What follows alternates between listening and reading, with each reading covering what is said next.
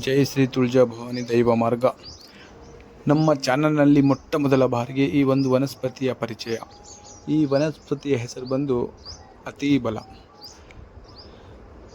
ಇದರ ಉಪಯೋಗಗಳು ಹೇಳಬೇಕಂದ್ರೆ, ನಮಗೆ ಬೆನ್ನ ಹಿಂದೆ ಅಥವಾ ಕುತ್ತಿಗೆ ಹತ್ರ, ನಡ ಹತ್ರ ಉಸಿರು ಕಟ್ಟೋಕ್ಕಾಗುತ್ತೆ ನೋಡಿ.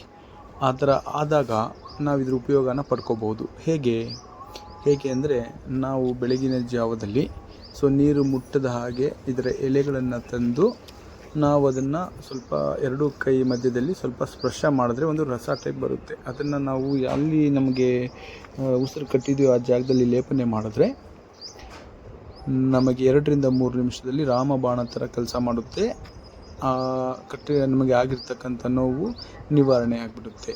ಹಾಗೂ ಸಾಕಷ್ಟು ಕೀಲು ನೋವು ಮತ್ತು ಜಾಯಿಂಟ್ ಪೇನ್ ನೋವುಗಳಲ್ಲಿ ಸಹ ಇದನ್ನು ಬಳಸಲಾಗುತ್ತದೆ.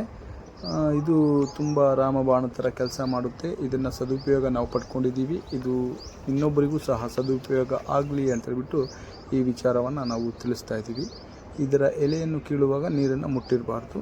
ಬೆಳಗಿನ ಜಾವ ಎದ್ದ ತಕ್ಷಣ ಇದನ್ನು ತಂದು ಕಿತ್ತು ಅದನ್ನು ರಸವನ್ನು ನಮಗೆಲ್ಲಿ ಉಸಿರು ಕಟ್ಟಿರುತ್ತೋ ಆ ಜಾಗದಲ್ಲಿ ಲೇಪನ ಮಾಡೋದ್ರಿಂದ ಸಂಪೂರ್ಣ ನಿವಾರಣೆ ಆಗ್ತದೆ.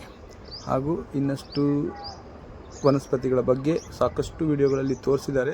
ನಾವು ನಮಗೆ ತಿಳಿದ ನಮ್ಮ ಅನುಭವಕ್ಕೂ ಬಂದಿರತಕ್ಕಂಥ ವನಸ್ಪತಿಗಳ ಬಗ್ಗೆ ನಿಮಗೆ ತಿಳಿಸೋ ಪ್ರಯತ್ನ ಮಾಡ್ತೀವಿ. ಇದರಿಂದ ಎಲ್ಲರೂ ಸದುಪಯೋಗ ಪಡಿಸ್ಕೊಳ್ಳಿ. ಎಲ್ಲರಿಗೂ ಒಳ್ಳೆಯದಾಗಲಿ.